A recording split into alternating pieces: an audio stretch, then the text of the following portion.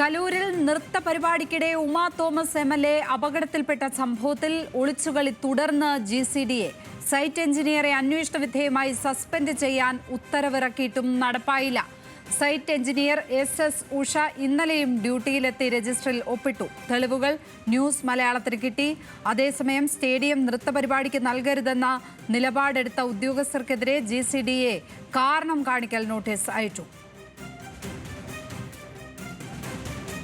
കൂടുതൽ വിവരങ്ങളുമായി കൊച്ചിയിൽ നിന്ന് ഷീന മാർട്ടിൻ ചേരുന്നു.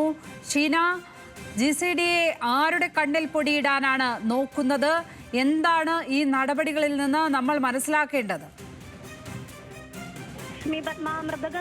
മൃദംഗനാഥൻ പരിപാടിക്ക് കലൂർ സ്റ്റേഡിയം വിട്ടു നൽകിയത് GCDA ചെയർമാൻ K. ചന്ദ്രൻ പിള്ളയുടെ നിർദ്ദേശത്തെ തുടർന്നാണെന്ന് കാണിച്ച് കൊച്ചി സ്വദേശിയായ ടാർസിനാണ് വിജിലൻസിൽ പരാതി നൽകിയിരുന്നത്.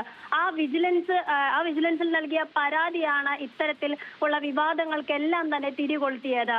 ഈ പരാതിയിൽ എസ്റ്റേറ്റ് വിഭാഗം പരിപാടിക്കായി സ്റ്റേഡിയം വിട്ടു നൽകാൻ കഴിയില്ലെന്നാണ് വ്യക്തമാക്കിയത്.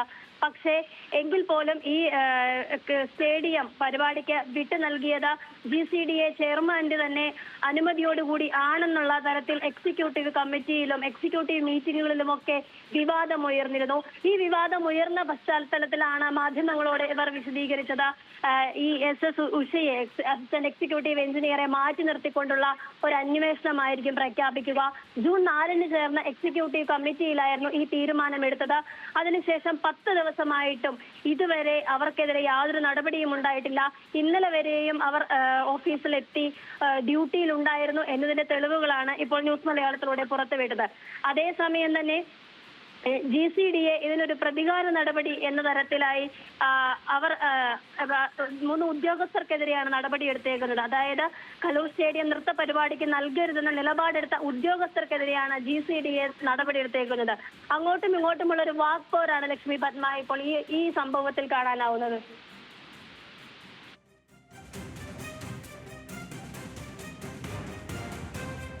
ഷീന, ഇതിൽ ഒരു സ്റ്റേഡിയം നൃത്ത പരിപാടിക്ക് നൽകരുതെന്ന നിലപാട് സ്വീകരിച്ച ഉദ്യോഗസ്ഥർക്കെതിരെ പ്രതികാര നടപടി കൂടി സ്വീകരിച്ചിട്ടുണ്ട് എന്നാണ് മനസ്സിലാക്കുന്നത്.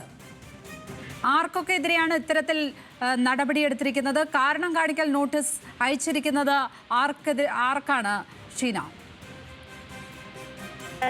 പരിപാടി നടത്താനായിട്ട് സ്റ്റേഡിയത്തിൽ പരിപാടി നടത്താനായിട്ട് അനുമതി കൊടുത്തിട്ടുള്ള ഉദ്യോഗസ്ഥർക്കെതിരെയാണ് GCDA സെക്രട്ടറി കാരണം കാണിക്കൽ നോട്ടീസ് നൽകിയിരിക്കുന്നത്. അതായത് GCDA ചെയർമാന്റെ ഉത്തരവോടുകൂടെ തന്നെ ആളുടെ അനുമതിയോടുകൂടെ തന്നെയാണ് പരിപാടി നടത്തിയത് എന്ന് പറയുമ്പോഴും ഈ 3 ഉദ്യോഗസ്ഥർക്കെതിരെയാണ് GCDA ഇപ്പോൾ പ്രതികാര നടപടി എന്നുള്ള തരത്തിലൊരു നോട്ടീസ് കൊടുത്തിരിക്കുന്നത്.